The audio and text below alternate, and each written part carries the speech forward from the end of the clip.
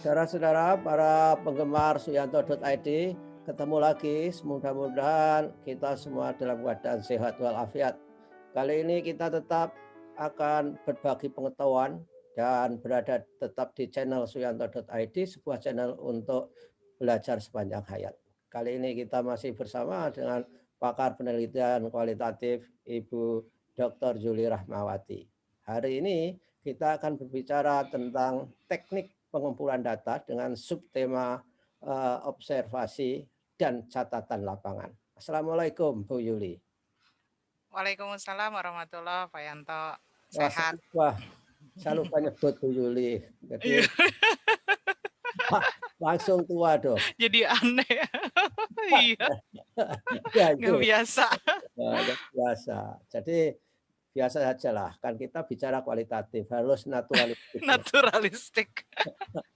Ya, kita akan memberikan inspirasi ataupun teknik, tips atau kiat bagaimana mengumpulkan data dengan dokumentasi.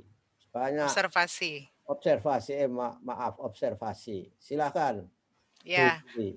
ya terima kasih Pak Yanto. Jadi kemarin kita sudah membahas tentang wawancara ya, yang memang sebagian besar kita sering bilang wawancara itu teknik yang pertama dan utama gitu, yang lebih banyak lah digunakan gitu.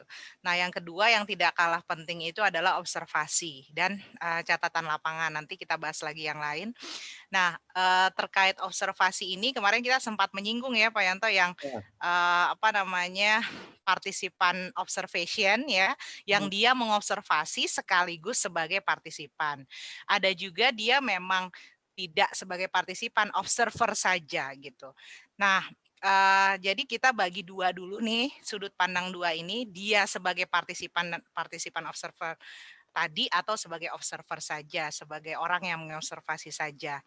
Nah, intinya adalah namanya kualitatif itu naturalistik, ini akan banyak bias nih ketika kita meneliti observasi gitu.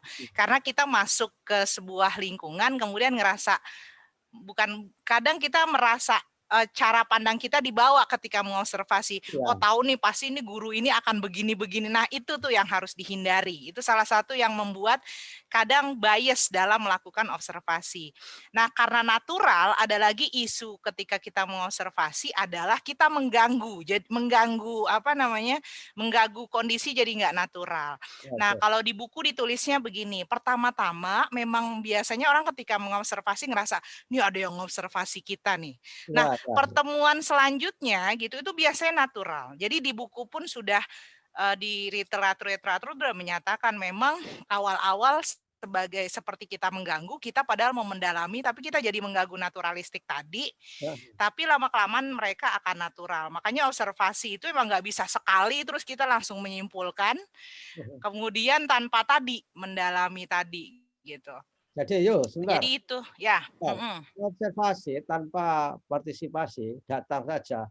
Kita Iya, harus meng-create untuk supaya culture-nya itu adjusted dengan kehadiran kita sebagai orang asing di situ ya. Karena ya, dalam penelitian itu kan ada terkenal itu Hawthorne effect. Ketika orang ngerti diobservasi, ngerti diteliti, iya, maka responden itu kecenderungannya itu akan comply dengan apa kehendak yang meneliti itu. Sehingga iya, perlu nggak gitu, perlu beberapa kali supaya kehadiran kita itu tidak dianggap sebagai orang asing gitu ya, Yul ya? iya. Jadi, kalau di beberapa, beberapa kajian dituliskan bahkan misalnya kita di awal itu harus benar-benar tadi ya, menyingkirkan cara pandang kita dulu dan tulis kalau bisa memang kalau observer kalau di kualitatif kan tidak di checklist kayak kuanti, Pak Yanto. Oke. Misalnya guru menerangkan checklist gitu. Ya, Itu dan itu nanti kelihatan pas kita nulis disertasi, tesis, skripsi, misalnya kita nulis gini, hasil wawancara atau terus observasi. Kalau misalnya kita nulis gini, siswa termotivasi atau siswa bahagia atau siswa terlihat senang mengikuti iya. perkuliahan misalnya gitu. Itu nggak bisa diobservasi kayak gitu. Jadi Oke. kata senang itu harus digambarkan. Baru kita tahu itu sebenarnya data observasi. Misal, muka mereka seperti apa gitu. Nah itu tuh ininya kualitatif gitu. Jadi kalau dia memang harus, kita bilangnya kalau di keabsahan data rich and thick text description, dia memang kaya. Jadi bukan cuma banyak. Kalau banyak berapa halaman observasi tapi nggak bermakna, nggak bisa dipakai gitu. Jadi memang kita harus, kalau yang saya cerita nih karena saya disertasi dulu, saya tuh hampir berapa bulan, 3 bulanan cuma duduk diam gitu. Jadi supervisor saya cuma minta, tolong dong pahami, karena saya outsider sekali, maksudnya bukan orang dari Australia juga. Jadi saya harus memahami culture kelas itu cukup lama gitu. Tapi mungkin kalau misalnya mahasiswa saya minta biasanya 2 minggu Pak Yanto yang S1. Tinggal dulu di kelas, melihat dulu gitu ya, dia paham culture-nya, baru dia entah melakukan sesuatu yang menurut dia memang dia sudah paham itu. Makanya nanti kembali lagi ke saturasi data tadi. Oh ini memang respon mereka natural seperti itu gitu. Tapi ketika kita observasi, kita akan tetap saja diikat oleh research problem Oh ya. iya, Ya.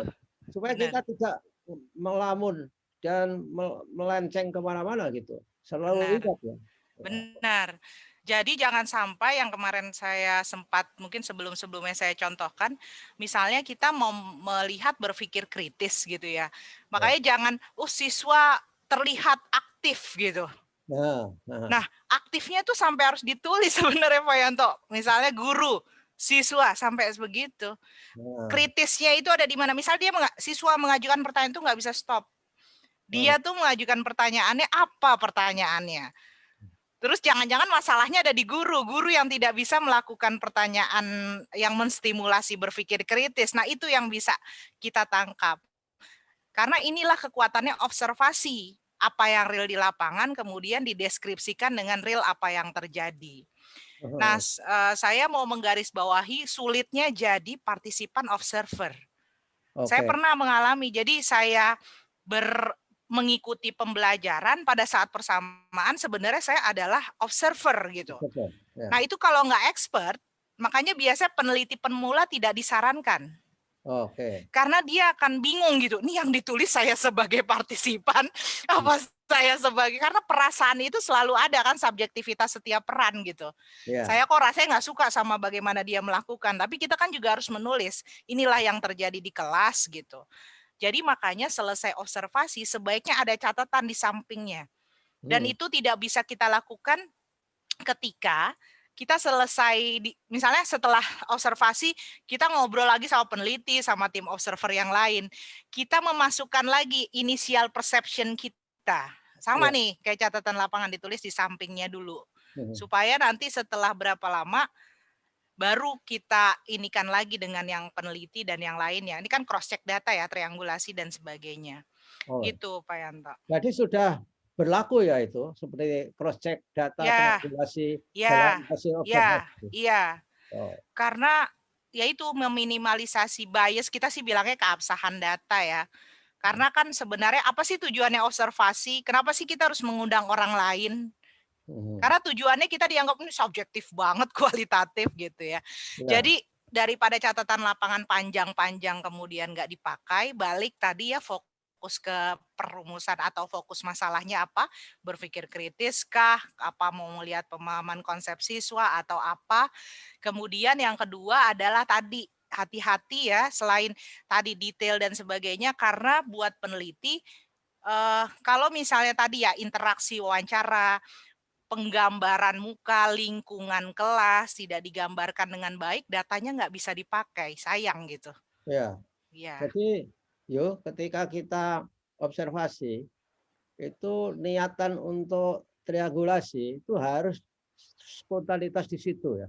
Misalkan saja, ini nanti akan saya triangulasi dengan metode, misalkan, atau dengan sumber. Dengan itu sumber. Harus diberi tanda di situ ya kelihatannya. Ya, jadi misalnya nih kayak kita ragu, kemudian makanya biasanya sih kalau saya ya mungkin karena anak S1, S2 ya masih ini kadang jangan 1 ya, 2 pun kalau misalnya bisa 3 ya alhamdulillah bisa melihat banyak ya.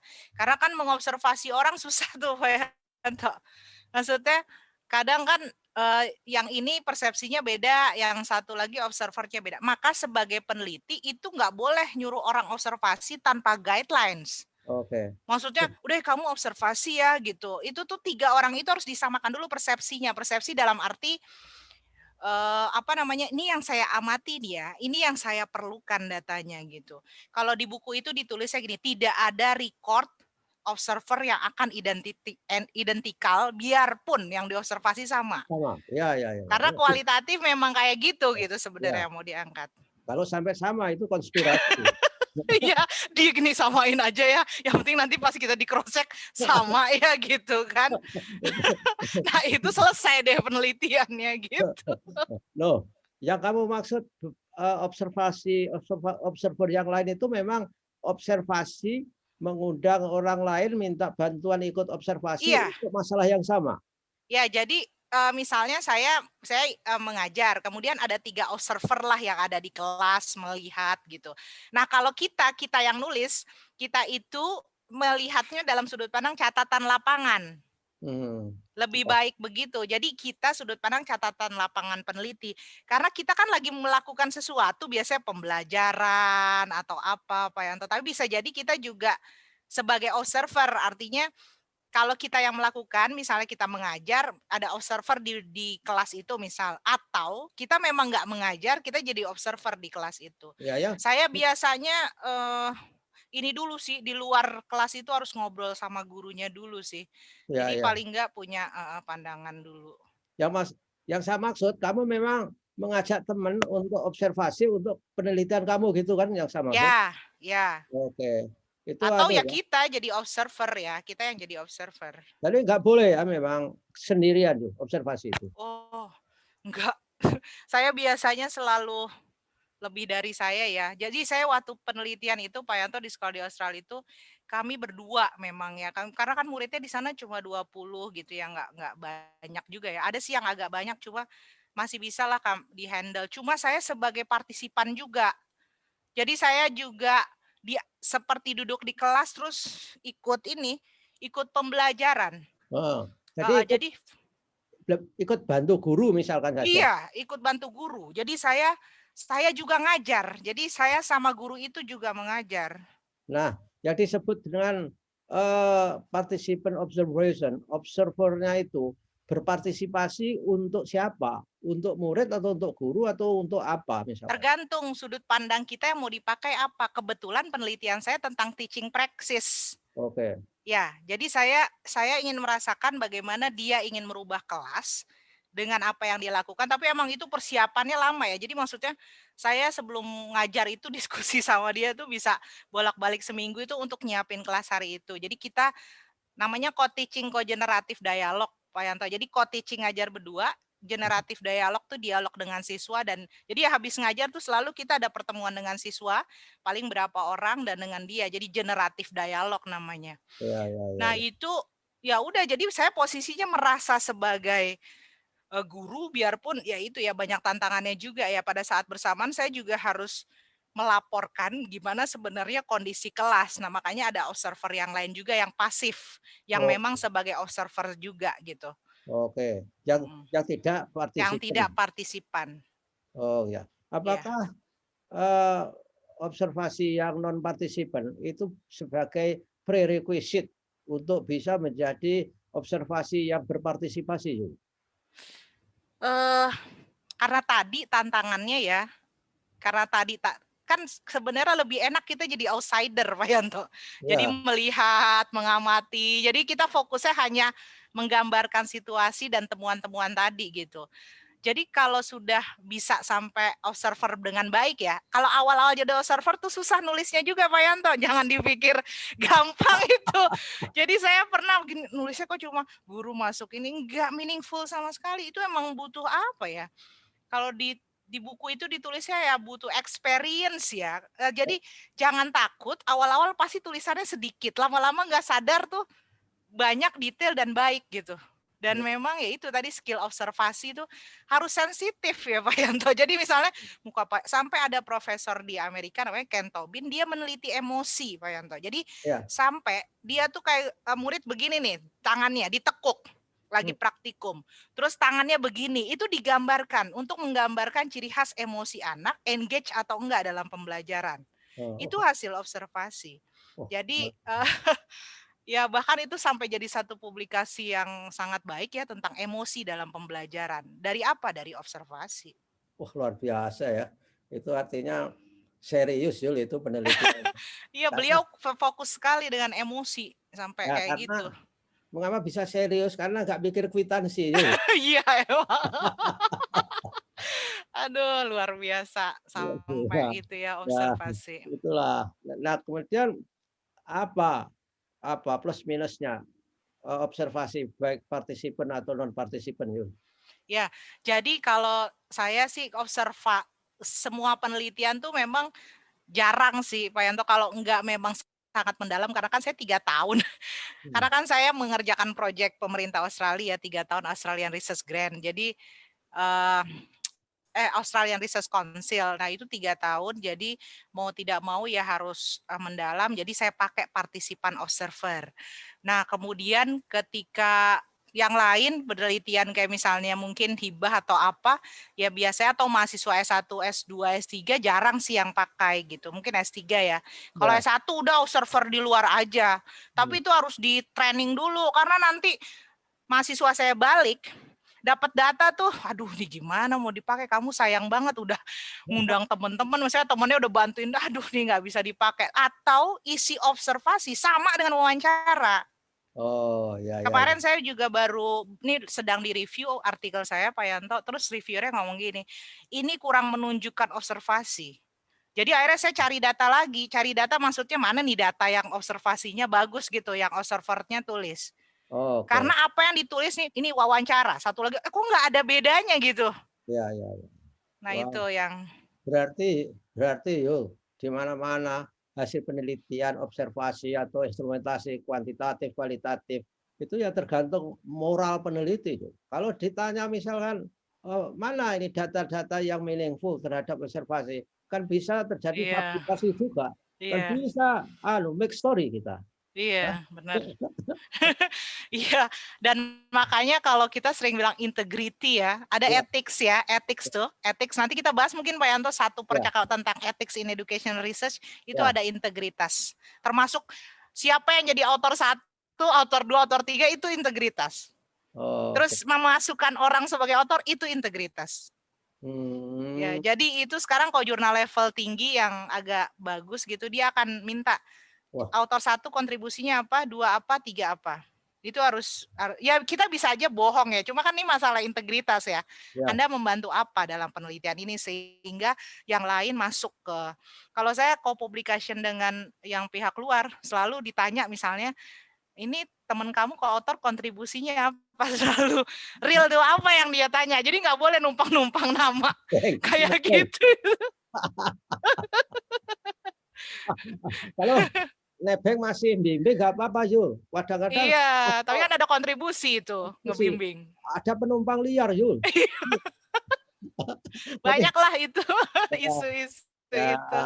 ya itulah namanya usaha ya. Jadi Iya. ya terus berikutnya Catatan lapangan ya. catatan lapangan gimana Yul? Nah, ini mirip nih sama observasi Pak Yanto. Nah, saya mau memasukkan, orang suka bilang, jadi kalau mau dipisah silahkan, tapi biasanya di buku-buku digabung, catatan lapangan dan reflektif. Jadi catatan lapangan isinya deskripsi dan reflektif. Jadi dipisah nih.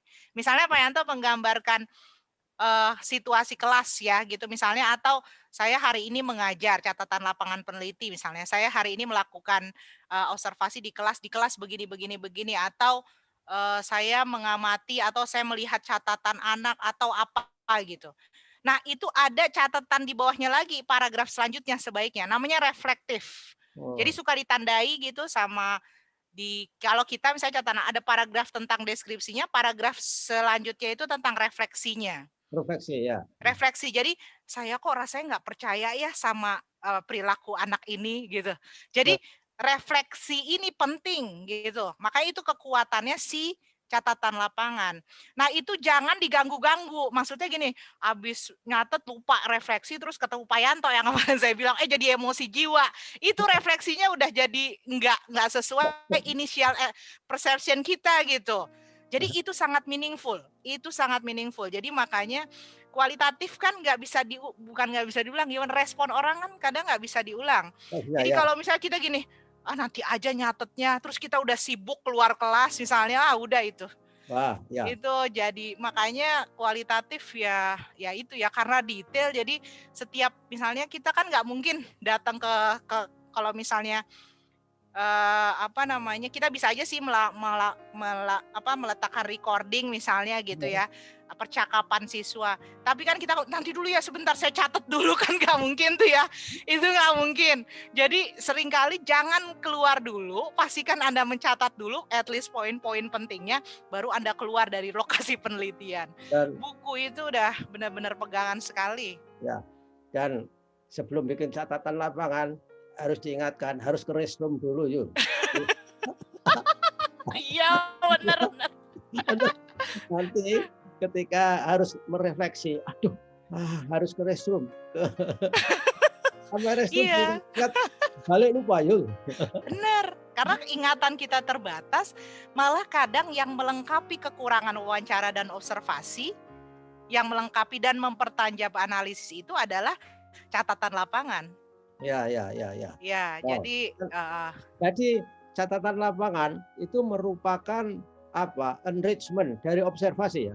Ya, jadi dan itu feelingnya sih, kalau feelingnya peneliti itu dan lebih bisa masuk di dalam catatan lapangan itu, dan itu progres. Kalau saya itu sampai ini Pak Yanto, maksudnya saya bisa merasakan perubahan feeling saya terhadap, saya kan maksudnya waktu disertasi itu benar-benar pegang satu buku itu ya. Saya bilangnya buku merah karena warnanya merah. Saya red book, my red book gitu. Supervisor saya tahu, itu tuh catatan lapangannya si Yuli gitu. Nah itu saya sampai merasakan transisi saya selama berapa tahun penelitian itu mengamati kelas itu gitu. Karena kan kelasnya pindah di tingkatnya ya. Nah saya juga memberi reflektif jurnal refleksi buat siswa Pak Yanto. Jadi siswa saya bagikan buku satu-satu. Nanti setiap pembelajaran, tapi nggak selalu setiap hari sih. Misalnya, hari ini apa yang kamu rasakan? Nah kalau waktu meneliti di Australia itu anak-anaknya kritis, maksudnya arti benar-benar refleksi. Tapi pas di sini tulisannya begini, pembelajaran menyenangkan, guru menjelaskan dengan baik, gitu isinya. Nggak bisa dipakai. Ya, jadi nggak bisa menjelaskan why dan how. Iya, itu harus dilatih. Jadi makanya mahasiswa saya biasanya kalau jurnal reflektif, saya langsung bilang, kamu harus pakai case. Kadang pakai statement sampai gini, menurut saya pembelajaran hari ini tidak menarik. Terus nanti anak disuruh, pokoknya pertanyaannya tuh pertanyaan apa bilangnya, provokatif ya. Ya. Provokatif, supaya keluar. Kalau enggak ya gitu terus jawabannya. Ya. Jadi ya metakognitif lah, maksudnya refleksi ya. Jadi catatan lapangan itu isinya refleksi semua yuk berarti? Enggak, di atasnya kita deskripsikan dulu. Misalnya yang terjadi saya hari ini apa bla bla bla bla gitu. Kenapa harus dipisahkan? Apa yang kita anggap real menurut mata dan sebagainya dipisahkan dengan critical reflection kita terhadap sesuatu itu. Makanya biasanya kalau saya habis mendeskripsikan itu supaya tidak terlewat, saya tulis key point dulu, terus saya lanjutkan deskripsi gambaran dulu, baru saya melakukan refleksi, diulang dulu, baru nulis gitu. Makanya biasanya catatan lapangan agak warna-warni ya. Kalau rajin tuh suka ini di stabilo apa warna merah supaya saya tahu ini saya sebenarnya refleksi bukan deskripsi. Oke. Jadi catatan lapangan itu sebetulnya adalah sebagai lampiran dari hasil observasi tentang situasi itu supaya kita bisa menuju refleksi. Betul nggak? Ya. Nah, itu kan jadi ya. Jembatan itu. Artinya bahwa ketika kita mengobservasi itu bukan tanpa ada penjelasan. Nah, penjelasannya itu ada di catatan lapangan. Benar nggak itu? Ya, jadi dia memang isinya kalau kita fungsinya apa nih? Kalau catatan lapangan kan biasanya punyanya si punyanya si peneliti biasanya. Ya, ya. Nah, ya jadi kalau, observasi tuh lebih apa ya, dia memang observer fungsinya misalnya di situ mengobservasi apa yang difokuskan. Nah, catatan lapangan itu seringkali bukan hanya yang difokuskan kadang gitu. Jadi dia kayak enrichment dari si observasi itu gitu. Ya. Kayak kita lebih kalau, eee, karena dia ada refleksi jadi kaya, cuma kalau misalnya deskripsinya lebih detail dan lebih fokus punya si observasi. Oh, ya. Ya. Termasuk semua observer itu bikin catatan lapangan, Oh Yul? Yang enggak. yang peneliti utamanya saja kali? Ya. Si Oh, peneliti. Kadang sih ada juga dulu saya pernah waktu di Australia itu disuruh juga, cuma jadinya agak agak susah ya Pak Yanto. Maksudnya dia ngobservasi juga, terus dia menceritakan dia udah masuk ke kelas, ketemu siapa di sekolah itu. Jadi kan itu kayak apa yang kita lakukan pada saat penelitian, nggak cuma yang ada di dalam kelas tuh catatan lapangan. ya, ya. Apa yang dia komunikasikan dan sebagainya. Jadi kayak lebih lengkap. Cuma kan dia tidak melalui semua, tapi kalau kita bilang, "Kamu observasi kelas saya ya," tek, gitu doang. Kalau Oh, kita kan benar-benar misalnya saya waktu ngajak karena penelitian saya di sekolah di Australia, di antara 3 sekolah ini saya mengalami ini, itu tuh bisa saya tuliskan hari itu saya ngajar di 3 sekolah gitu, oh, dengan di catatan lapangan di ya? catangan lapangan. Dan Wah, itu akhirnya kepake kepake ketika saya nulis disertasi, ternyata dari catatan lapangan itu saya bisa membedakan karakteristik 3 sekolah. Karena oh, kan ya, kalau ya, udah ya. masuk ke observasi di kelas kan, ya Ya, ini memang ada beda, cuma kalau udah bagaimana sekolah itu men-treatment misalnya guru, siswa, dan sebagainya. Jadi kayak enrichment untuk karakteristik konteks penelitian saya ketika saya membahas hasil wawancara dan observasi, muncul tuh catatan lapangan yang nggak akan ada di data observasi dan oh, wawancara. ya, ya, ya, ya. Kalau Mhm. tanpa catatan lapangan, berarti tadi Yuli nggak bisa menjelaskan Iya. komparasi antar sekolah itu. Yes, heeh. Oke, jadi benar-benar ya observasi, bikin catatan lapangan tuh, oh, peneliti kualitatif itu mental state-nya itu harus baik. Jadi kalau di rumah bertengkar dengan suami istri itu bagus. Kalau makanya kalau misalnya punya buku harian gitu seorang istri, buku jadi kayak sinetron. Jadi memang, nah kalau kita baca lagi, misalnya saya baca lagi ya catatan lapangan saya gitu, itu kan kondisi pengetahuan saya saat itu Pak Yanto, Iya, iya, iya. refleksi saya saat itu. Saya kadang, "Kok bisa sih ya saya mikir itu tuh?" Makanya saya bilang, langsung ditulis. Heeh, Karena bisa saja tadi, pemikiran kita jadi berubah lagi setelah rentang waktu, iya, rentang interaksi gitu. iya. Wah, luar biasa itu memang. Nggak boleh ngalamun itu, nggak boleh daydreaming ketika Ya kita namanya juga disertasi, nggak lulus lagi. luar biasa. Jadi tapi memang itulah uniknya uniknya penelitian Proses, Kaiser. karena Pak Yanto kan proses. Ya, ya, Kita ya, mau ya. dapat data dari mana kalau nggak prosesnya baik kita gambarkan ya. Ya. Kurang apa lagi ini yang catatan lapangan? Sudah Sudah, nah tambah satu lagi sama dengan observasi, silahkan mulai kategori atau coding atau apa, coret-coret kalau misalnya. Jadi kalau mau, karena gini, tiba-tiba kita penelitian 1 bulan gitu ya, 2 bulan, 3 bulan, itu sehari aja catatan lapangan dan observasi, kumpulannya udah banyak. Jadi kalau udah dicicil, itu juga akan memperbaiki skill kita di pertemuan selanjutnya, ketemu lagi, observasi, sampai dapat saturasi data gitu. Jadi jangan ditumpuk gitu, jangan ditumpuk, daripada setelah ditumpuk males banget gitu ya. Jadi kalau bisa langsung coret-coret ini coding-nya apa, kategori itu membantu sekali. oh, di situ ya letaknya coding kategori. Yang disarankan oleh Miles dan Huberman itu, Yul, di Iya, situ ya. iya.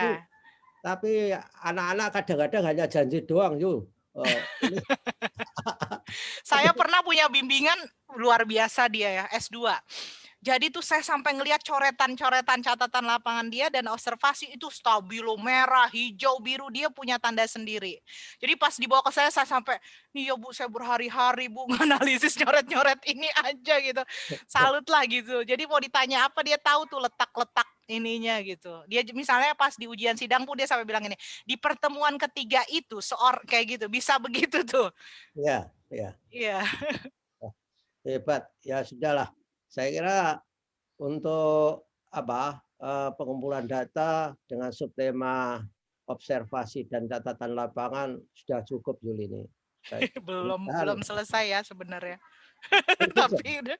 ada Bukan lagi. maksudnya kalau mau semua mendalami silahkan dibaca lebih ini lagi karena itu sampai karakteristik observasi. Karakteristik itu saya menggambarkan secara gamblang saja, tapi kalau mau dibaca di buku tuh lebih detail lagi, banyak gitu. Kita harus menghindari bias apa saja, itu poin-poinnya Nah, lebih ini lagi. minggu depan lah yuk, minggu depan diomongin itu. Jangan sampai ada yang kelewatan.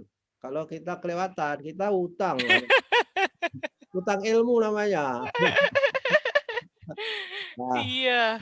minggu depan lah. Ya baiklah, para sahabat suyanto.id, karena waktu kita juga harus berpisah, dan tentang pendalaman mengenai observasi akan dilanjutkan pada pertemuan yang akan datang. Mudah-mudahan kita selalu bisa mengikuti perbincangan seperti ini. Terima kasih Yoyo waktunya, Iya. Terima dan kasih Pak, sama-sama. mudah-mudahan kita sehat terus. Amin. Assalamualaikum warahmatullahi wabarakatuh. Waalaikumsalam warahmatullahi wabarakatuh.